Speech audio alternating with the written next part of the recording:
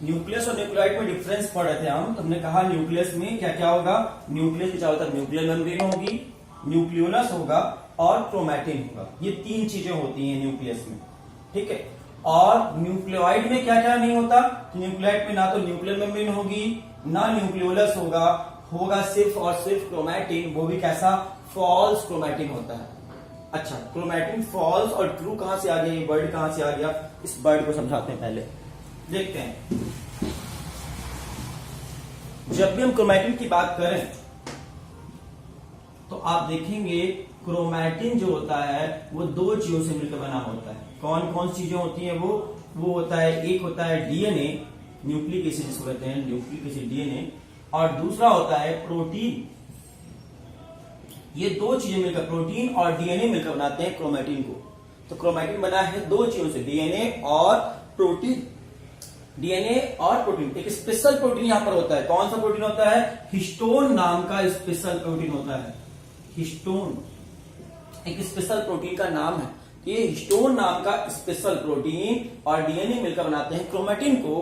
लेकिन याद रखना, हिस्टोन प्रोटीन का काम क्या है, कंडेंसेशन करना, डीएनए को बांध कर रखना। क्योंकि डीएनए की साइज देखें तो एक सेल के अंदर लगभग 2.2 मीटर होती है। 1 मीटर ये रहा, 2.2 मीटर, तो कितना बड़ा साइज का डीएनए होता है एक सेल के अंदर, छोटी सी सेल के अंदर।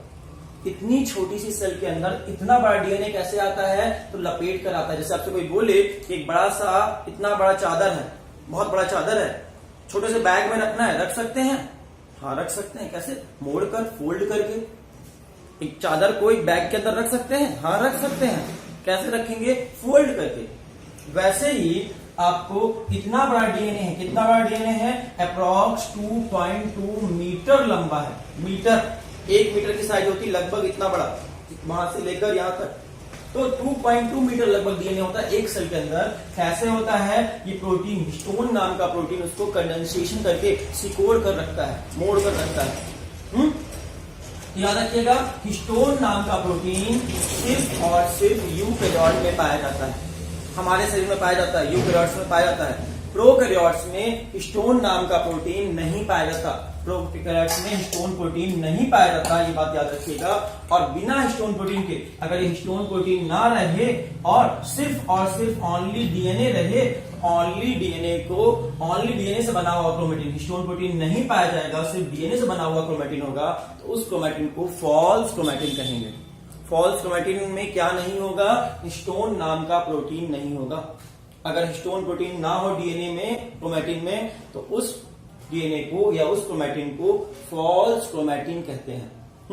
या इसको, इस तरह के डीएनए को एक और वर्ड यूज करते हैं, नेकेड डीएनए। नेकेड डीएनए, बिना कपड़ा पहना हुआ, उसका कपड़ा है वो, बिना कपड़ा का, नेकेड डीएनए। तो नेकेड डीएनए वर्ड भी किसके लिए यूज होता है, ओनली डीएनए है तो। अगर हिस्टोन प्रोटीन ना रहे तो इस तरह के प्रोटीन, इस तरह के डीएनए को कहते हैं आपका नेकेड डीएनए। तो याद रखिएगा, हमने क्या समझा, बैक्टीरिया में न्यूक्लियस नहीं पाया जाता। न्यूक्लियस की जगह क्या होता है, न्यूक्लियोइड होता है। न्यूक्लियोइड का मतलब क्या हो गया, नेकेड डीएनए।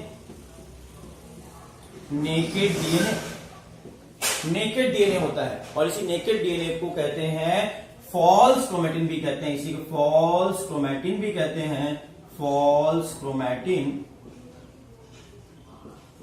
इसी को कहते हैं न्यूक्लियोइड, इसी को कहते हैं इनकम्प्लीट न्यूक्लियस। आपको जो वर्ड अच्छा लगे वो लिख सकते हो। याद रखिएगा, बैक्टीरिया में न्यूक्लियस नहीं होता। बैक्टीरिया में न्यूक्लियस की जगह क्या होता है, न्यूक्लियोइड होता है। न्यूक्लियोइड का मतलब नेकेड डीएनए। अच्छा, बैक्टीरिया का डीएनए कैसा होता होगा, सिंगल स्टैंडर्ड या डबल स्टैंडर्ड? इसका डीएनए डबल स्टैंडर्ड होता है। जैसे हमारा डीएनए कैसा होता है, देखो ये एक स्ट्रैंड होता है डीएनए का, ये दूसरा स्ट्रैंड, 2 स्ट्रैंड से मिलकर बना है। तो बैक्टीरिया का डीएनए भी कैसा होता है, डबल स्टैंडर्ड होता है इसका भी। लेकिन हमारा डीएनए हेलिकल शेप का है, इसका डीएनए कैसा होता है, राउंड शेप का होता है। ये डीएनए है और समथिंग लाइक ऐसा डबल स्टैंडर्ड सर्कुलर डीएनए। इसके लिए कौन सा वर्ड यूज करते हैं, बैक्टीरिया का डीएनए कैसा होता है, डबल स्टैंडर्ड सर्कुलर शेप का होता है। Double standard circular DNA present होता है। बैक्टीरिया में कैसा डीएनए होता है? डबल स्टैंडर्ड सर्कुलर डीएनए, और उसमें हिस्टोन प्रोटीन पाया जाएगा कि नहीं पाया जाएगा? बिल्कुल नहीं पाया जाएगा, हिस्टोन प्रोटीन एब्सेंट होता है। तो हमने बात पढ़ लिया अभी तक कि बैक्टीरिया में और यूकैरियोटिक सेल और प्रोकैरियोटिक सेल में क्या क्या डिफरेंस है। यूकैरियोटिक सेल में माइटोकॉन्ड्रिया पाया जाएगा, हाँ पाया जाएगा, ठीक है, गोल्जी बॉडी पाया जाएगा, लाइसोसोम पाया जाएगा, एंडोप्लाज्मिक रेटिकुलम पाया जाएगा, न्यूक्लियस पाया जाएगा, क्लोरोप्लास्ट पाया जाएगा, माइक्रोबॉडी पाया जाएगा। लेकिन प्रोकैरियोट्स में ये सब एब्सेंट होंगे, ये सब नहीं पाए जाएंगे। बैक्टीरिया के शरीर में ये सब कुछ नहीं पाया जाएगा। बैक्टीरिया में सिर्फ क्या दिखेगा? मीसोसोम, और क्या दिखेगा? क्रोमैटोफोर, और क्या दिखेगा? न्यूक्लियोइड। तो न्यूक्लियोइड क्या काम करता होगा? जो काम हमारे शरीर में न्यूक्लियस करता है वही काम बैक्टीरिया के शरीर में न्यूक्लियोइड करता है, इसलिए न्यूक्लियोइड को एनालॉगस ऑफ न्यूक्लियस कहते हैं। अब इसके बाद बात करते हैं और क्या होता है बैक्टीरिया के शरीर में। देखो हमने क्या क्या पाया जाता है, क्या क्या नहीं पाया जाता, प्रेजेंट और एब्सेंट दो कॉलम बनाकर रखते हैं। हमने बताया बैक्टीरिया में मीसोसोम है, बैक्टीरिया में क्रोमैटोफोर है, बैक्टीरिया में न्यूक्लियोइड है। बैक्टीरिया में और क्या होता है? तो बैक्टीरिया में अगला चीज होता है प्लाज्मिड पाया जाता है। प्लाज्मिड, आप पूछोगे प्लाज्मिड क्या होता है? तो प्लाज्मिड क्या होता है? एक्स्ट्रा क्रोमोसोमल डीएनए को प्लाज्मिड कहते हैं। किसको कहते हैं? Extra chromosomal DNA. एक्स्ट्रा का अर्थ समझ में आता है जो मेन के अलावा हो। जैसे कि मेरे पास अगर दो मार्कर है, ये मेरा मेन मार्कर है और ये मेरा एक्स्ट्रा मार्कर है, मेरे पास कोई एक्स्ट्रा मार्कर मेरा कोई छुड़ा ले मुझसे, बताओ हम लिख पाएंगे कि नहीं लिख पाएंगे? मेरे पास मेन वाला तो है, हम लिख पाएंगे। वैसे ही हमारे शरीर में, बैक्टीरिया के शरीर में दो तरह के डीएनए होते हैं, एक मेन डीएनए और एक एक्स्ट्रा डीएनए। मेन डीएनए को क्रोमोसोमल डीएनए कहते हैं और एक्स्ट्रा डीएनए को एक्स्ट्रा क्रोमोसोमल डीएनए कहते हैं। अब बताओ, एक्स्ट्रा चीज जो है, एक्स्ट्रा क्रोमोसोमल डीएनए है, एक्स्ट्रा वाली चीज है ये, और एक्स्ट्रा क्रोमोसोमल डीएनए को ही प्लाज्मिड कहते हैं। और अगर हम प्लाज्मिड बैक्टीरिया के शरीर से निकाल लें तो बताओ एक्स्ट्रा वाली चीज निकाल लें तो बैक्टीरिया मर जाएगा? नहीं मरेगा, क्योंकि एक्स्ट्रा था ये। इसीलिए जेनेटिक इंजीनियरिंग करने वाले साइंटिस्ट जो होते हैं, जो जीन लेवल पे खेलते हैं, इंजीनियरिंग करते हैं, बदलाव करते हैं, तो जो साइंटिस्ट जेनेटिक्स में रिसर्च करते हैं वो बैक्टीरिया का कौन सा पार्ट निकालते हैं? प्लाज्मिड निकाल लेते हैं। प्लाज्मिड मतलब उसका डीएनए निकाले, लेकिन कौन सा डीएनए? ये extra chromosomal DNA, main DNA के अलावा है ये डीएनए, इसलिए एक्स्ट्रा डीएनए को निकालते हैं। इसके बैक्टीरिया के एक्स्ट्रा डीएनए को कौन निकाल लेते हैं? जेनेटिक्स में काम करने वाले साइंटिस्ट इस एक्स्ट्रा क्रोमोसोमल डीएनए पे काम करते हैं और इस एक्स्ट्रा क्रोमोसोमल डीएनए को ही प्लाज्मिड के नाम से जानते हैं। और ये प्लाज्मिड कई तरह का हो सकता है। प्लाज्मिड के टाइप है कई तरह के, जैसे कि एफ प्लाज्मिड। इस एफ का मतलब होता है फर्टिलिटी प्लाज्मिड या सेक्स प्लाज्मिड भी कहते हैं। जिस बैक्टीरिया में ये एफ प्लाज्मिड पाया जाएगा उस बैक्टीरिया को एफ पॉजिटिव कहेंगे, जिसमें नहीं पाया जाएगा उसको एफ निगेटिव बैक्टीरिया कहेंगे।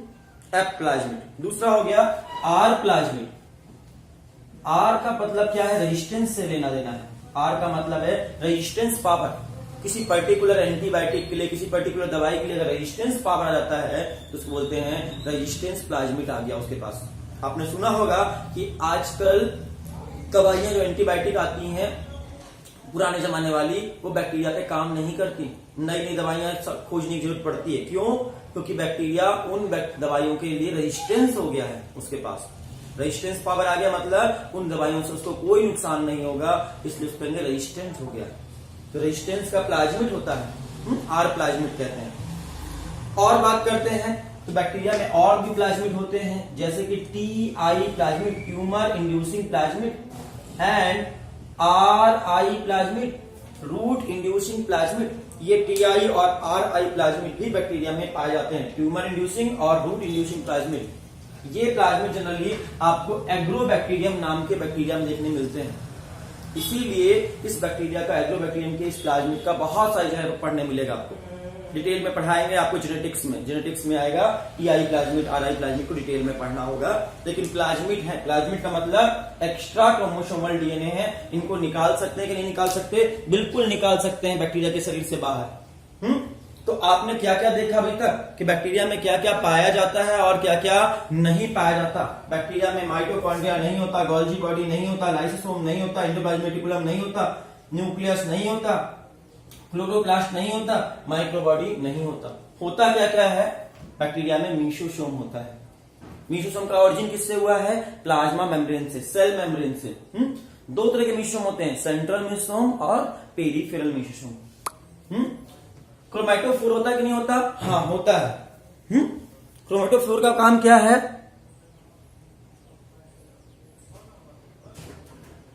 क्रोमैटोफोर का काम क्या है? क्रोमैटोफोर का काम वही है जो क्लोरोप्लास्ट का काम है। न्यूक्लियस की जगह न्यूक्लियोइड होगा, प्लाज्मिड होंगे, प्लाज्मिड कई तरह के होते हैं। और इन सब के अलावा सेल वॉल होता है, सेल मेम्ब्रेन होता है और पेरीप्लाज्मिक स्पेस होता है। तो बैक्टीरिया का स्ट्रक्चर हमने क्लियर कर लिया अभी तक। बैक्टीरिया का स्ट्रक्चर क्लियर हो गया। बैक्टीरिया में सेल वॉल होगा, सेल मेम्ब्रेन होगा और साइटोप्लाज्म में ये सारे सेल ऑर्गेनल्स होंगे, ये सारे सेल ऑर्गेनल्स नहीं होंगे। यहां तक आपको समझ में आ गया होगा। और यहीं पे आज की क्लास, यहाँ पे स्ट्रक्चर ऑफ बैक्टीरिया खत्म हुआ। ठीक है, अगली क्लास में डिस्कस करेंगे न्यूट्रिशन इन बैक्टीरिया, बैक्टीरिया का न्यूट्रिशन कैसे करते हैं। Thank you. Nutrition in bacteria, bacteria में न्यूट्रिशन पढ़ने जा रहे हैं। तो हम देखेंगे कि बैक्टीरिया जो है सबसे ज्यादा डाइवर्सिटी शो करता है। सबसे ज्यादा बैक्टीरिया में डाइवर्सिटी होती है न्यूट्रिशन को लेकर। बैक्टीरिया, कुछ बैक्टीरिया होते हैं जो अपना खाना खुद बना सकते हैं। सब बैक्टीरिया अपना खाना खुद बनाते हैं और जो अपना खाना खुद बनाते हैं उनको हम क्या कहते हैं पता है आपको? ऑटोट्रॉफ कहते हैं। ऐसे बैक्टीरिया जो अपना खाना खुद बना सकते हैं उन्हें हम ऑटोट्रॉफ कहते हैं। ऑटो मतलब सेल्फ, ट्रॉप मतलब न्यूट्रिशन, जो अपना न्यूट्रिशन खुद ले सकते हैं, खुद अपना खाना बना सकते हैं। Food own, they can prepare their own food, जो अपना खाना खुद बना सकते हैं उनको ऑटोट्रॉफ कहते हैं। और ऐसे बैक्टीरिया जो अपना खाना खुद नहीं बना सकते उनको क्या कहते हैं? उनको हेटेरोट्रॉफ के नाम से जानते हैं। हेटेरोट्रॉफ कैसे बैक्टीरिया होते हैं? These bacteria can not prepare their own food, अपना फूड खुद नहीं बना सकते हैं। Depend on other organism, food के लिए किस पर डिपेंड होंगे? अदर ऑर्गेनिज्म पर डिपेंड होंगे, इसलिए इनको हेटेरोट्रॉफ कहते हैं। अपना खाना ओन बना सकते हैं, own prepare their food, own prepare their food, अपना खाना खुद बनाते हैं। और अपना खाना खुद बनाने की वजह से इन्हें ऑटोट्रॉफ कहते हैं। और हेटेरोट्रॉफ किसे कहते हैं? Depend on other organism, depend on other organism, other organism पर डिपेंड होते हैं। ये अपना खाना खुद नहीं बना सकते हैं, डिपेंड होते हैं दूसरे ऑर्गेनिज्म पे, इसलिए इन्हें हेटेरोट्रॉफ के नाम से जानते हैं। ऑटोट्रॉफ और हेटेरोट्रॉफ, कुछ बैक्टीरिया ऑटोट्रॉफ भी हैं, कुछ बैक्टीरिया हेटेरोट्रॉफ भी हैं। बैक्टीरिया दोनों तरह के हो सकते हैं। कुछ बैक्टीरिया अपना खाना खुद बना सकते हैं, कुछ बैक्टीरिया अपना खाना नहीं बना सकते। जो अपना खाना बनाएंगे उन बैक्टीरिया को ऑटोट्रॉफ कहेंगे, जो नहीं बना पाएंगे उनको हेटेरोट्रॉफ कहेंगे। अब हम बात करें ऑटोट्रॉफ की, जो अपना खाना खुद बनाते हैं उनकी बात करें तो वो फिर दो तरह के होते हैं। ऑटोट्रॉफ को फिर दो भाग में बांट दिया गया है। कौन कौन से भाग में? ऐसे बैक्टीरिया जो अपना खाना खुद तो बनाते हैं लेकिन खाना बनाते के समय में as a source of energy, energy का सोर्स जो चाहिए होगा वो जिनका लाइट होता है, जो लाइट सोर्स को यूज करते हैं उन्हें हम फोटो ऑटोट्रॉफ कहते हैं। फोटो वर्ड का मतलब होता है लाइट, लाइट को फोटो कहते हैं। फोटो और ये ऑटोट्रॉफ, फोटो ऑटोट्रॉफ किसे कहेंगे? ऐसे ऑर्गेनिज्म जो अपना खाना खुद बना सकते हो, किसकी मदद से बनाएंगे? With the help of light. इनका एनर्जी का सोर्स क्या होगा? इनका एनर्जी का सोर्स होगा लाइट। तो लाइट एनर्जी के सोर्स को यूज कर, लाइट एनर्जी को यूज कर जो अपना खाना खुद बनाते हैं उन्हें हम ऑटोट्रॉफ कहते हैं, फोटो ऑटोट्रॉफ कहते हैं। Photo means light, light energy को यूज करेंगे। और अगर बैक्टीरिया, ऐसा बैक्टीरिया जो ऑटोट्रॉफ खाना खुद बनाता हो लेकिन अगर वो लाइट एनर्जी को ना यूज कर केमिकल एनर्जी को यूज करता है तो केमिकल के लिए कीमो वर्ड यूज करते हैं। Chemo means chemical, chemo autotroph कहलाएगा। कीमो ऑटोट्रॉफ किसे कहेंगे? Those bacteria who can prepare their own food, अपना खाना खुद बना सकते हैं विद द हेल्प ऑफ, किसकी मदद से? Some chemicals. इनका एनर्जी का सोर्स क्या होगा?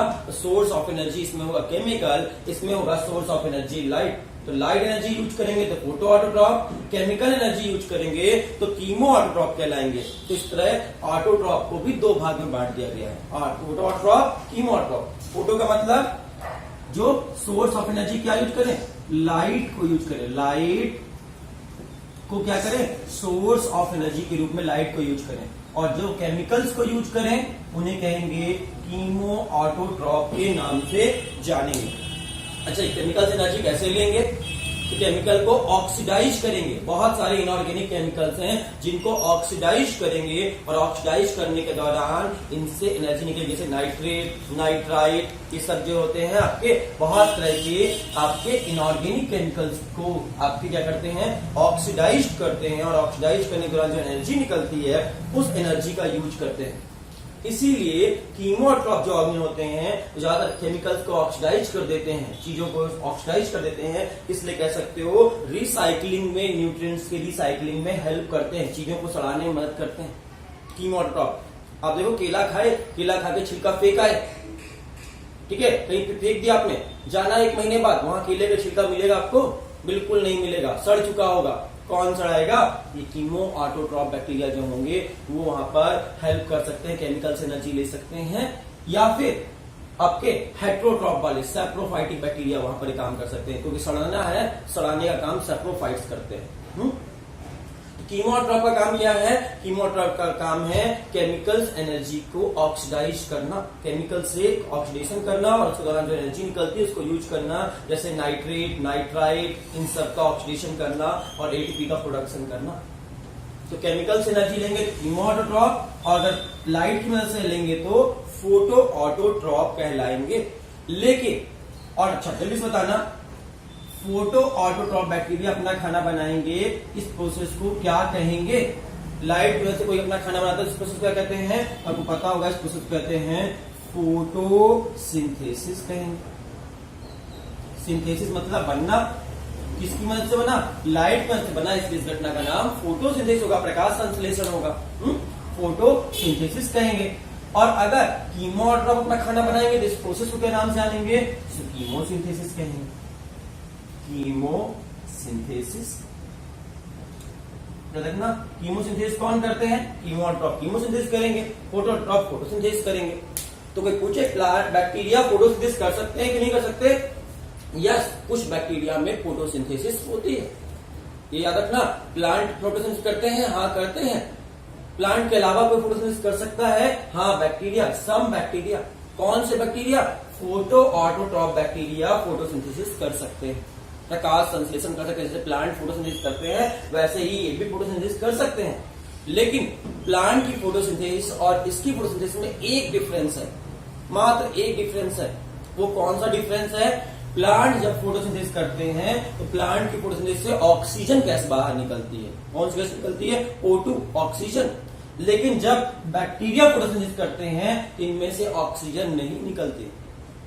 कोई पूछो क्यों नहीं निकलती भाई, प्लांट फोटोसिंथेसिस करेंगे तो ऑक्सीजन निकालेंगे और ये करेंगे तो नहीं निकालेंगे, क्यों, देखेंगे जब प्लांट फोटोसिंथेसिस करते हैं तो किसका, पानी को यूज करते हैं। प्लांट जब फोटोसिंथेसिस करते हैं तो पानी यूज करते हैं, वाटर का फोटोलाइसिस करते हैं। कौन सी घटना करते हैं, फोटोलाइसिस, वाटर का ब्रेकडाउन करते हैं, पानी को तोड़ते हैं। और जब पानी टुकड़ों टुकड़ों में टूटता है तो हाइड्रोजन और ऑक्सीजन दो भाग में टूटेगा, इसलिए यहां से ऑक्सीजन बाहर निकल कर आ जाएगी, इसीलिए ऑक्सीजन गैस निकलती है। याद रखिएगा, जब प्लांट फोटोसिंथेसिस करते हैं तो कौन सी गैस निकलती है, ऑक्सीजन गैस निकलती है। देखो पेड़ में ऑक्सीजन देते हैं, पता है, बचपन से पढ़े होंगे। तो पेड़ में ऑक्सीजन कैसे देते हैं, फोटोसिंथेसिस करने के दौरान। और फोटोसिंथेसिस में क्या होता है, पानी टूटता है, पानी का ब्रेकडाउन होता है, पानी में हाइड्रोजन और ऑक्सीजन होता है, इसलिए पानी टूटेगा तो पानी से हाइड्रोजन अलग हो जाएगी, ऑक्सीजन अलग हो जाएगी और यही ऑक्सीजन आपको मिलती है, हवा में उड़ जाती है। लेकिन जब बैक्टीरिया फोटोसिंथेसिस करते हैं तो पानी को यूज नहीं करते, वो क्या यूज करते हैं, H2S यूज करते हैं, हाइड्रोजन सल्फाइड, H2S गैस का यूज करते हैं फोटोसिंथेसिस के समय। और ये H2S का फोटोलाइसिस करते हैं, इसका ब्रेकडाउन करते हैं, तो हाइड्रोजन और सल्फर निकलती है, ना कि ऑक्सीजन, ऑक्सीजन गैस नहीं निकलती। इसलिए याद रखिएगा, पेड़ों की फोटोसिंथेसिस और बैक्टीरिया की फोटोसिंथेसिस ऑलमोस्ट सेम है।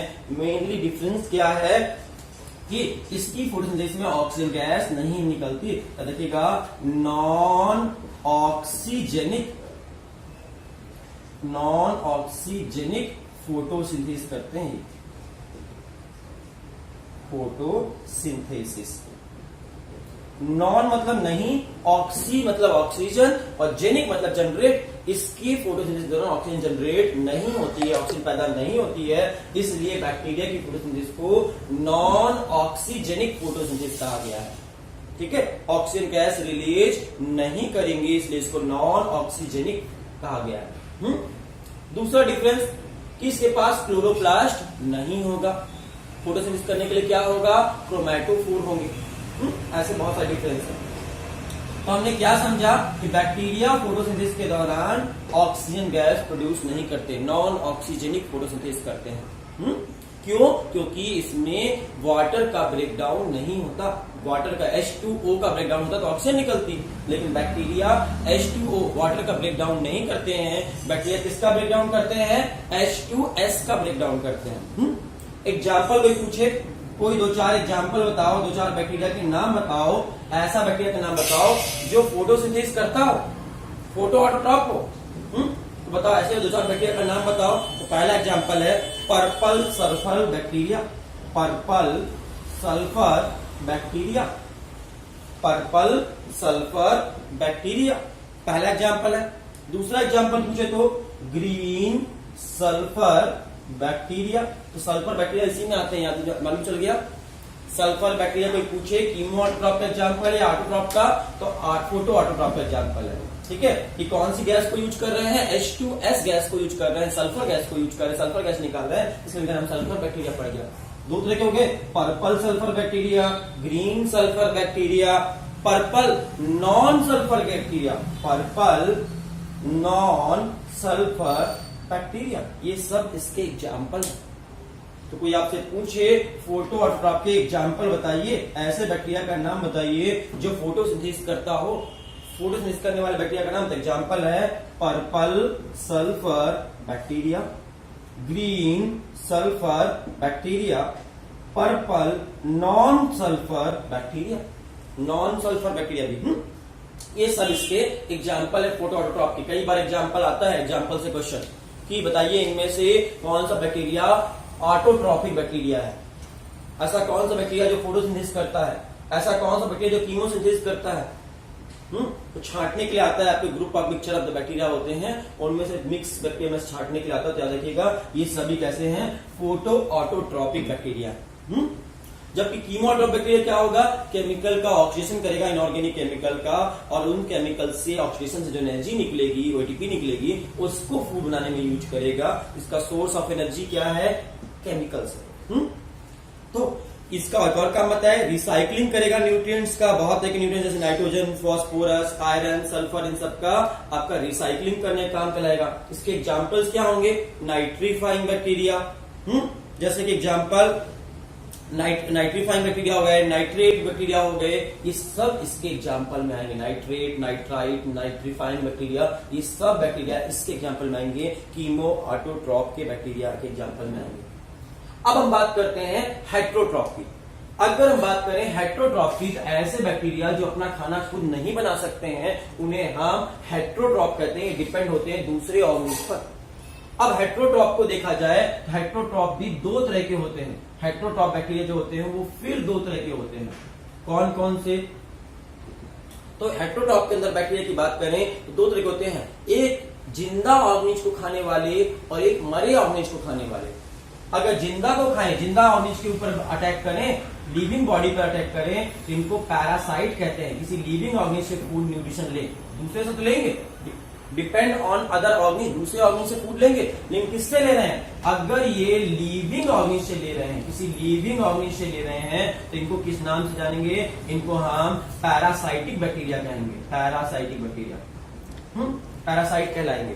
और अगर किसी डेड बॉडी से अगर फूड न्यूट्रिशन ले रहे हैं, किसी मरी हुई मरा हुआ सड़ा हुआ खाना से ले रहे हैं, तो इनको सैप्रोफाइटिक कहलाएंगे, सैप्रोफाइटिक कहलाएंगे, सैप्रोफाइटिक। तो पैरासाइटिक और सैप्रोफाइटिक दो तरह के बैक्टीरिया आपको मालूम चले हेट्रोट्रॉप के अंदर। हेट्रोट्रॉप दोनों है, दोनों अपना खाना खुद नहीं बना सकते हैं। लेकिन अगर किसी जिंदा के शरीर से खाना लेंगे तो पैरासाइट कहलाएंगे, किसी मरे के शरीर से लेंगे तो सैप्रोफाइट कहलाएंगे। अब जल्दी से बताना, मेरे शरीर में अगर बैक्टीरिया लग गया तो मेरे शरीर में जो बैक्टीरिया लगेगा वो बैक्टीरिया कौन सा बैक्टीरिया होगा? फोटोट्रॉप होगा, कीमोट्रॉप होगा, पैरासाइट होगा या सैप्रोफाइटिक होगा? बीमारी फैलाने वाले बैक्टीरिया इनमें से कौन से होंगे? तो बीमारी फैलाने वाले बैक्टीरिया कौन होंगे? किसी जिंदा के ऊपर अटैक करने वाले, मतलब पैरासाइटिक बैक्टीरिया। तो ज्यादातर पैरासाइटिक बैक्टीरिया जो होते हैं वो पैरासाइटिक बैक्टीरिया बीमारी फैलाते हैं। डिजीज कॉज करने वाले जो बैक्टीरिया होते हैं वो कौन से होते हैं? पैरासाइटिक बैक्टीरिया होते हैं। और सड़े गले खाने को खाने वाला, हमने केला का छिलका फेंका, उस केला छिलके को सड़ाने वाला कौन होगा? Saprophytic bacteria. तो डेड ऑर्गेनिक मैटर से, डेड एंड डिके मटेरियल से फूड लें तो सैप्रोफाइटिक कहलाएंगे, लिविंग मटेरियल से अटैक करके खाना लें तो पैरासाइटिक कहलाएंगे। इसीलिए बीमारी फैलाने वाले ज्यादा बैक्टीरिया कौन से होते हैं? पैरासाइटिक बैक्टीरिया होते हैं। अब हम बात करते हैं इसके अंदर भी टाइप है, थोड़ा सा मिटा देते हैं, जगह मिल जाएगी हमको, यहाँ पे देख लेते हैं, थोड़ा सा जगह चाहिए इसलिए मिटा रहा है। अब हम बात करें कि पैरासाइटिक और सैप्रोफाइटिक दो तरह के बैक्टीरिया हमने बताए, पैरासाइटिक और सैप्रोफाइटिक, है ना? दो तरह के बैक्टीरिया होते हैं हेटेरोट्रॉप के एग्जांपल में। अब बात करें पैरासाइटिक की, तो पैरासाइटिक बैक्टीरिया फिर दो तरह में बांट दिया गया है, दो ग्रुप में बांट दिया गया है। पैरासाइटिक बैक्टीरिया को फिर दो ग्रुप में बांट दिया गया है। पहला ग्रुप का नाम है ऑब्लिगेट पैरासाइट,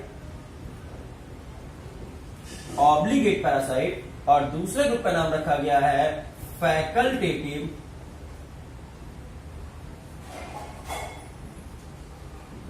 फैकल्टेटिव क्या होगा? पैरासाइट या सैप्रोफाइट?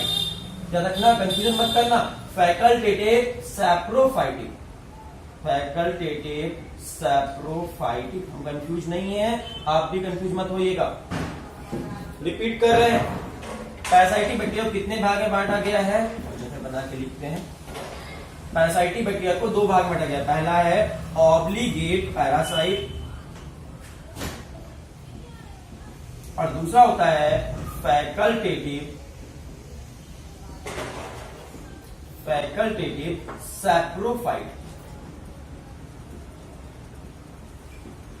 याद रखिएगा, बिल्कुल कंफ्यूज मत होइएगा। इसको समझने का एकमात्र तरीका ऐसा है कि आपको एक ट्रिक देते हैं छोटा सा, वो कॉन्सेप्ट नहीं है, ये ट्रिक है। ऑब्लिगेट का मतलब आप मान लीजिए हमेशा, जहां भी ऑब्लिगेट लिखा हो सोच लीजिए हमेशा लिखा हुआ है, सोच लीजिए, है नहीं, होता नहीं। और फैकल्टेटिव का मतलब मान लीजिए, जहां भी फैकल्टेटिव लिखा है उसका मतलब मान लीजिए कभी कभी, कभी कभी, ये दो वर्ड आप मान लीजिए, आपको कभी कंफ्यूजन नहीं होगा। तो कभी कभी फैकल्टेटिव का मतलब होता है कभी कभी, ऑब्लिगेट मतलब हमेशा। तो देखेंगे पहला ग्रुप क्या है? ऑब्लिगेट पैरासाइट, मतलब हमेशा पैरासाइट होगा। हमेशा पैरासाइट का मतलब हमेशा पैरासाइट रहेगा, मतलब ये सिर्फ और सिर्फ खाना किससे ले सकता है? लिविंग बॉडी से, सिर्फ और सिर्फ लिविंग बॉडी से खाना लेगा। अगर कोई लिविंग बॉडी ना मिला तो मर जाएगा, तो मर जाएगा, लेकिन कुछ और नहीं खाएगा। तो they can only get food from the nutrition from the, किससे ओनली न्यूट्रिशन लेंगे? Only from the living body. If living body is absent then they will die. तो सिर्फ और सिर्फ ये लिविंग बॉडी से न्यूट्रिशन लेंगे, ओनली फ्रॉम लिविंग बॉडी, सिर्फ और सिर्फ जिंदा बॉडी से लेंगे। और अगर वो ना मिला, इफ इट इज एब्सेंट, अगर वो एब्सेंट रहा तो they will die. If absent they will die, अगर जिंदा ना मिला तो मर जाएंगे, लेकिन कुछ और नहीं खाएंगे। बिल्कुल प्रण के पक्के हैं, वचन के पक्के हैं ये। ऑब्लिगेट हमेशा और हमेशा पैरासाइट रहेंगे, जब तक जिएंगे पैरासाइट की तरह जिएंगे, वरना मर जाएंगे। तो ओनली न्यूट्रिशन कहां से लेंगे?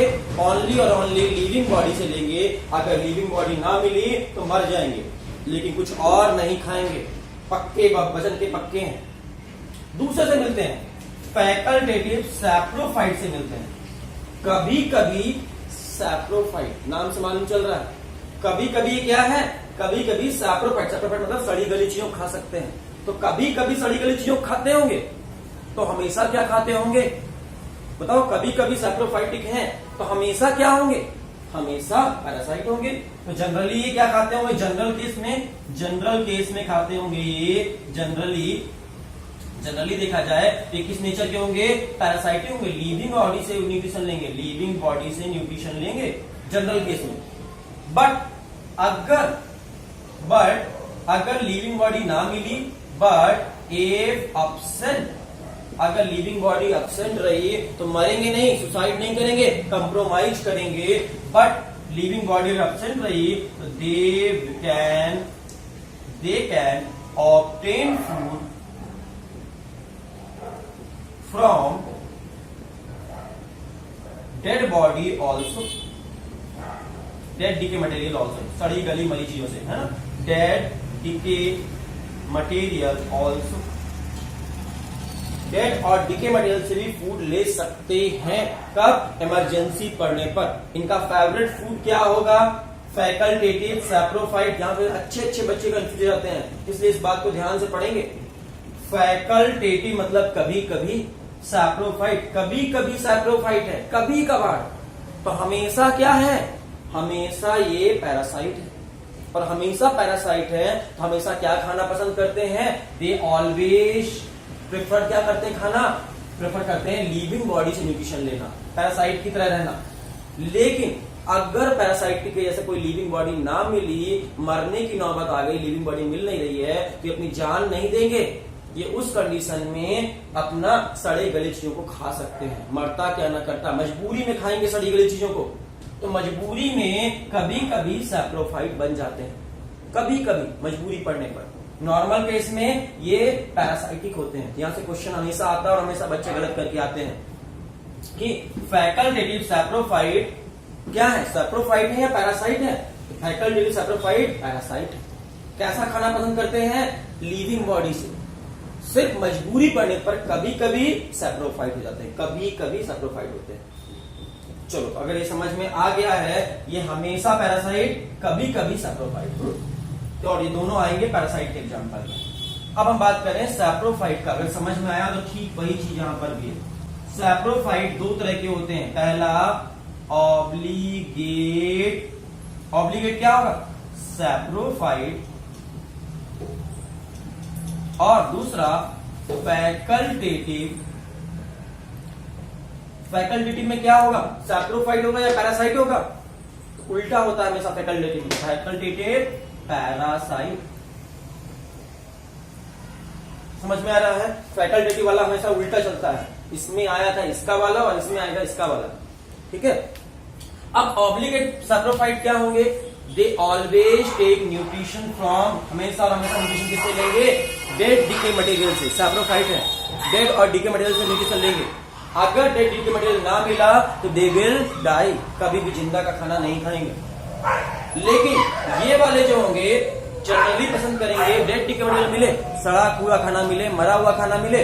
लेकिन डेड डीके मटेरियल अगर ना मिला तो उस कंडीशन में ये मजबूरी पड़ने पर कभी कभी पैरासाइट बन जाते हैं, कभी कभी पैरासाइट बन जाते हैं, लिविंग ऑर्गेनिज्म पर अटैक कर देते हैं कभी कभी। तो याद रखना, आपको बीमारी कौन फैला सकते हैं? सिर्फ पैरासाइट फैला सकते हैं। मतलब आपको बीमारी कौन कौन से बैक्टीरिया से बीमारी हो सकती है? तो पहला ऑब्लिगेट पैरासाइट बीमारी कर सकता है। हाँ, ये तो करेगा ही करेगा। ठीक है।